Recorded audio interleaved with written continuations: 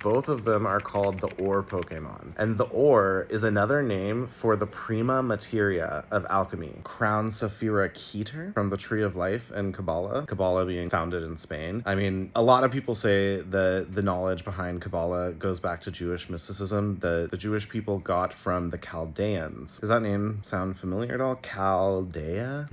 Yeah, well, the Chaldeans allegedly gave the Jewish people the mystical knowledge that led to Kabbalah, and then Kabbalah was then solidified and founded in Spain. All of this seems very relevant, doesn't it? Lico's hairpin is the same essential shape as Ash's design on his hat. It looks quite like a mountain. Yin and Yang were originally described as the light side and the dark side of a mountain. The unification of opposites and the whole idea of opposites has been huge to the Pokemon franchise all the way from the beginning. Think about it. One of the Tria Prima is salt. The whole poison typing of Pecharunt and Glimmora, very important. Oh my goodness, you guys. I just finished watching Pokemon Horizon Season 2 Part 4, and I noticed so many things that I can guarantee you no one else has.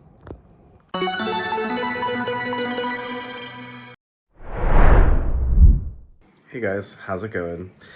So, are you guys enjoying the animated series Pokemon Horizons? Because I actually very much am, like, surprisingly so. And I thought now that part 4 of season 2 has come out, it would be a great opportunity to share a little sneak peek with you guys of some stuff I've been working on for the past year since I saw you guys last. It's been quite some time. My theories just keep evolving and expanding, and I felt like I already had this grand ultimate theory of Pokemon Scarlet and Violet, their origins and inspiration, but now it's evolved into like a whole next level. I have so much to share with you guys. I'm very excited about it. And I just know that in this part 4 of season 2, we're gonna get more evidence that my theories are indeed correct. So with that, let's get right into it. You ready for this? And if you hear that weird noise, that's my dog honking. About to play part 4, episode 1. I don't know if I'm ready for this. Glimmora, use dazzling gleam! Okay, so right off the bat, we have Glimmora. And I gotta let you guys know that Glimmora is a big part of my theory. I'm gonna be connecting Glimmora to Terapagos and Pecharunt, revealing their true connection. Battling Gita, as in La Primera, the If you're aware of Loxton and Noggin's theories on alchemy being in Pokemon, then you may be already aware of the Tria Prima, which are the 3 primes of alchemy. And it's interesting to me that our friend here, Jita, has the name La Primera, because that is so relevant in alchemy, and it almost seems like a reference to the 3 primes. Wouldn't it be crazy if the 3 primes were actually in Pokemon Scarlet and Violet? The ore Pokemon are rock and poison type and absorbs nutrients from cave walls. The petals it wears are made of crystallized poison. poison type. Alright, so we got the Pokedex entries for Glimmet and Glimmora, and these Pokedex entries are especially important to my theory, especially because both of them are called the ore Pokemon, and the ore is another name for the Prima Materia of alchemy. The Prima Materia is the material that enters the alchemical process, which will eventually become the Philosopher's Stone. Also, in Glimmet's Pokedex entry, it's mentioned that it absorbs nutrients from cave walls, and digestion is one of the 12 processes of alchemy. It's considered to be in the first darkening stage. By the way, the whole poison typing of Pecharunt and Glimmora, very important. Be the light that guides all trainers, Glimmora. Time to shine! Be the light and time to shine. It's almost like light is important in the Pokemon franchise or something. Gem of Dreams? Is that something from the games that I'm unaware of? The dream reference is interesting. I know, old Professor Carl Jung used to study a lot of dreams. Lots of dream interpretation was a part of Jungian analytical psychology. I'm kind of surprised they won. Wow, they're really emphasizing the paradise-like aspects. As I'm watching this, I can't help but noticing that Screamtail and Coral both have very distinct eyeliner in their design, which actually comes up in my theories as an interesting reference to antimony, because antimony was the first element before Mercury, maybe not the first, but before Mercury, antimony was associated with the Philosopher's Stone in alchemy as the primary element necessary for its creation. And antimony was actually used to create eyeliner in ancient times. This was all across the Mediterranean. There's some really interesting aspects of this. And it connects to Terapagos because I believe Terapagos also has eyeliner specifically in its design of a similar color as well to Coral's and Screamtail's. And I can't help but feel like it's potentially a reference to the usage of antimony, a material thought by the alchemists to be the main element associated with the Philosopher's Stone, and it also happened to be the main source of eyeliner around the Mediterranean from Egypt to Greece to Spain, all throughout ancient times. By the way, there's lots more to this reference to antimony in my theory. I don't just think this because of the eyeliner reference. Obviously, eyeliner's in a ton of different animes and games and everything. There's a lot more to it, but I just think it's interesting that eyeliner is such a distinct aspect of their design. By the way, it's interesting that one of the consistencies between the games and the animated series is that one of the first battles they're really focusing on with the Paradox Pokemon is Great Tusk. Interesting because of my theory related to Admiral Richard E. Byrd, who also encounters mammoths while descending into a crater during an expedition. It's a whole thing. You gotta watch my videos about it. Who is this Pokemon? It's Screamy Puff. I think I caught it. Puff? It's horribly loud, but the way it fights more than makes up for it. I like Screamy Puff. That's cute. It's interesting that Entei is what's bringing them to Area Zero in the animated series, because Entei is also the one that's associated with the unknown and dreams and that whole Pokemon movie situation, which a lot of people have been tying to Terapagos and this whole situation, so could be something there. Also, the fact that Entei is a fire type and is associated with volcanoes ties into my theories, which I've already made videos about, that Area Zero and Crystal Pool are both volcanic calderas based on real-world locations. And on top of that, since going through that whole theory, I've recently discovered that the Fire Mountain, or volcanoes, is a whole archetype in Jungian thought. And Carl Jung talks about it in a variety of books, associating it with the god Vulcan, and many esoteric ideas that we'll be exploring more soon.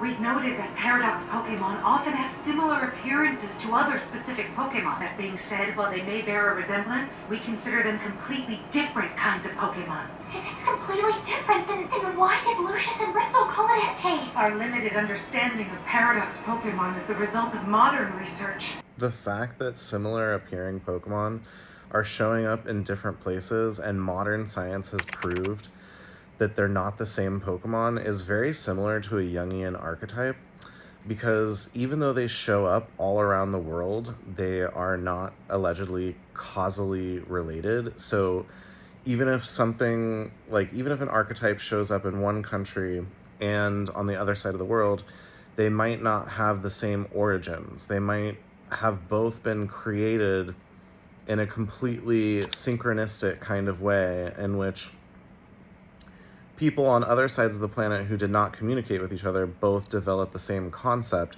because of archetypes in the unconscious.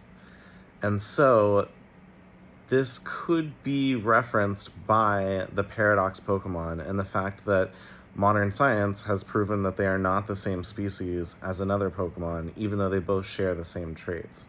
Does that make sense? Archetypes, synchronicity, Jung, following me?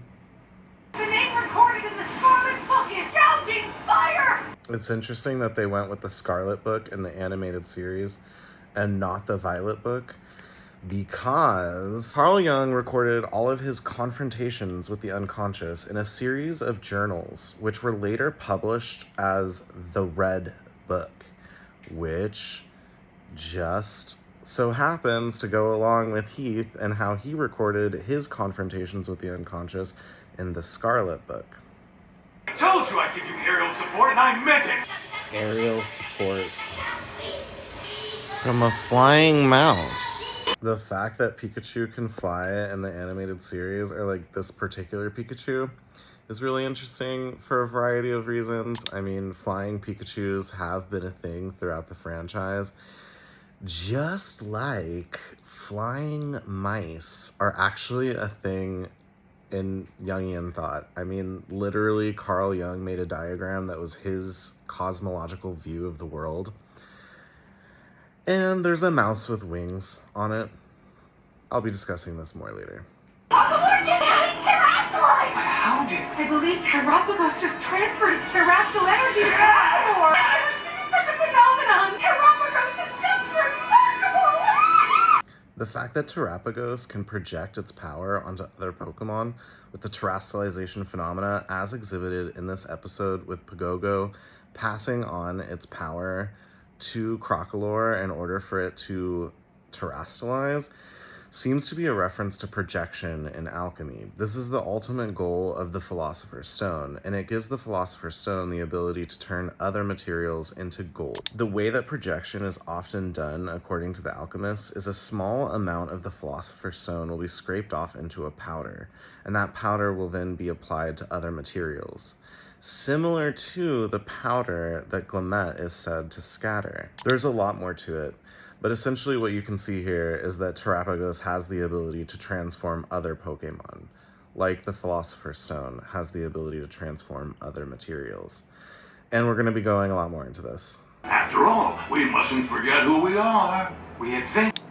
Okay, since you said it, have you noticed that becoming who you really are or finding your true self is a big theme, not only throughout the whole Pokemon franchise, but also this latest rendition of the animated series? I mean, even like the theme song at the beginning of the show. I don't even know that I really know me. How would I know? But I feel like there's something I'm supposed to know that I don't know right now, but I just don't know what.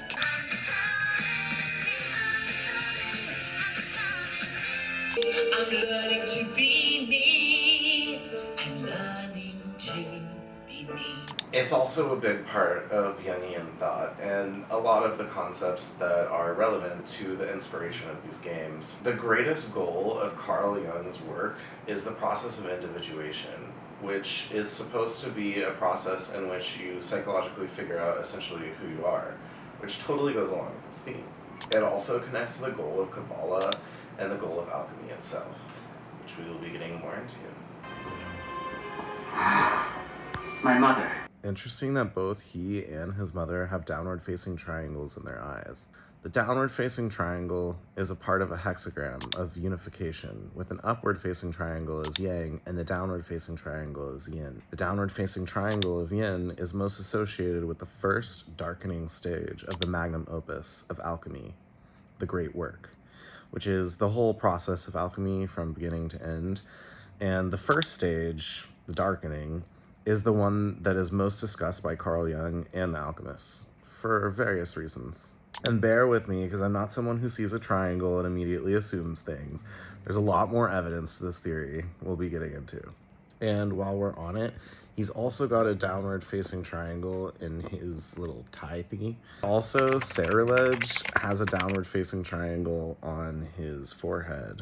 So what exactly is Liquapian? Seems to be a powerful source of life energy, capable of drawing out latent strength within a Pokemon. Master Gillian saw its potential. He understood that humans could use Laqueum to combat the effects of time on the body. So that's the old man's secret, huh? Since I am from Texas, I should probably know what that necktie thingy is called, and I'm pretty sure it's called a bolero. And also, while we're on the subject, the entire idea of immortality that is being discussed in this scene is definitely a big part of alchemy, both Western and Chinese alchemy. Immortality was a large part of the goal for the alchemists, especially, actually maybe even more so in Chinese alchemy, but also in Western alchemy. And also, as well, this was the goal that was more associated with hubris. Also, his hair is divided by black and white, which are opposites. Another very important concept in alchemy. This is way heavier than I thought. Yeah, this is pretty huge stuff, huh? I will not let Spinel get what he wants. This is way heavier than we thought. I'm telling you guys that was a funny little moment for me because the content in Pokemon Scarlet and Violet is way deeper and heavier than most people think. Okay, you guys, I'm really getting carried away with this a bit, but even his hair highlights are downward facing triangles. Like, that's a lot of downward facing triangles. It's not just like one triangle in the dollar bill or something. This is a lot. I'm just now noticing that the logo for the Explorers has a lot in common with certain alchemical symbols for ashes. And we're gonna get into that too. Now, first of all, Mount Pericarp has never been a volcano. That's an important fact because a massive explosion rocked the very peak of the mountain. But it may Volcanoes. interest you to know that we have a more descriptive name for it. The place where the land meets the sky. The place where the land meets the sky. That's where you... The place where the land meets the sky. This is a union of opposites. Mysterium Conjunctionis was the last major work that Carl Jung did on alchemy. It was a major, great, epic magnum opus of his career that took him over 10 years, I think, if I remember correctly, to write. And the name, The Mystery of the Conjunction, is all about the union of the opposites, which is, once again, one of the most important things to alchemy, Kabbalah, analytical psychology. It's this concept of unifying the opposites in order to integrate the various aspects of the self into one complete unified whole. This concept is symbolized in a million different ways by the alchemists, the Kabbalists, and analytical psychologists. And part of it is symbolized by the mountain and the crater. So the mountain like Oni Mountain and the crater like Area Zero. Both of these are unifications of opposites, not only together, but also within themselves, because I believe both of them are volcanoes that have craters within them, volcanic craters known as calderas. So this would be a symbol of the unification of opposites. And this idea of where the land meets the sky is big to Terapagos and the Ruinous Pokemon for many different reasons. Terapagos being the firmament, as well as the heavenly, stellar, celestial crown Saphira Keter, which we're going to get into from the Tree of Life in Kabbalah. Kabbalah being founded in Spain. I mean, a lot of people say that the knowledge behind Kabbalah goes back to Jewish mysticism that the Jewish people got from the Chaldeans. Does that name sound familiar at all? Chaldea? Yeah, well, the Chaldeans allegedly gave the Jewish people the mystical knowledge that led to Kabbalah, and then Kabbalah was then solidified and founded in Spain. All of this seems very relevant, doesn't it? But, yeah, so basically another big aspect of this is the Axis Mundi and Mount Meru. So those are particular iconic, legendary places where the land meets the sky. And the symbol for them happens to look a lot like the symbol on the mysterious plate in Area Zero. All of this will be explored in more depth in my upcoming video. Locke was at the summit of that mountain over there, somewhere near the point called the place where the land meets the sky. Why does it always have to be cold?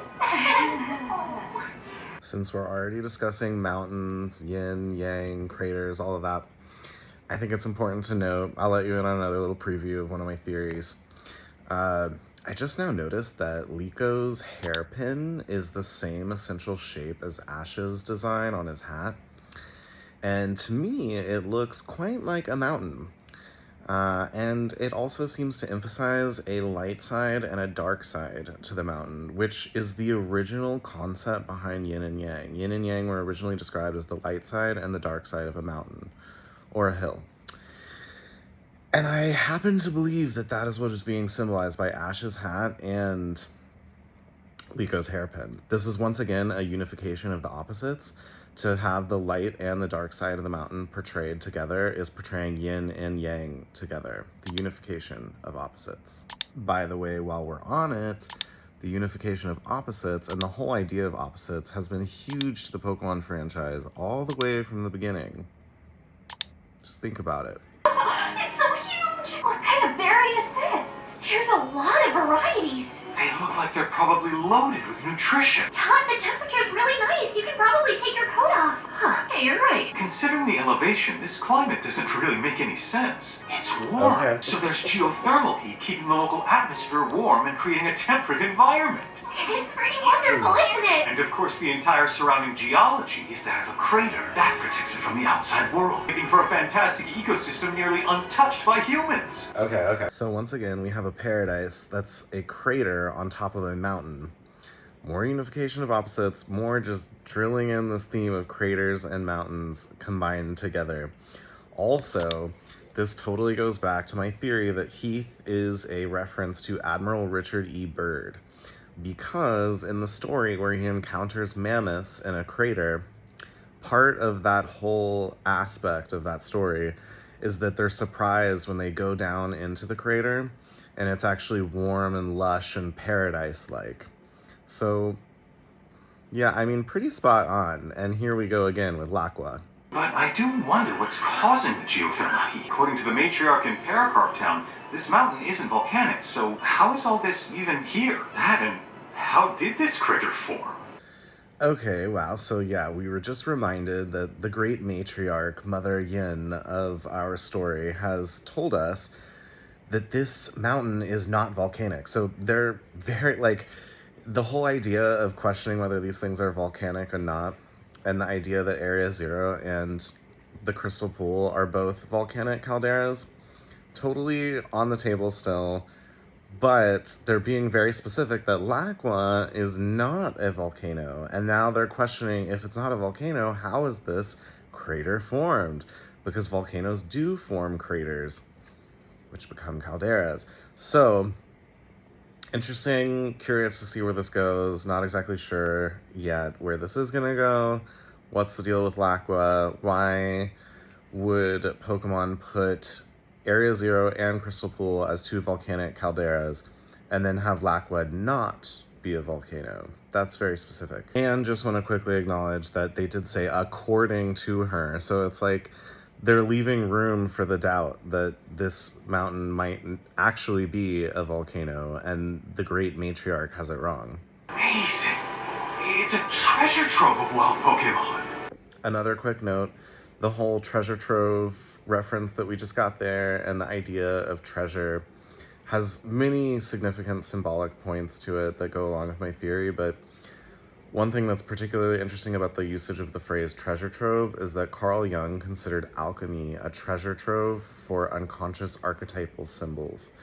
So, and he was very specific about that, like treasure trove. Just so chill. All who come here are naturally welcome. Maybe that's what Laqua's all about.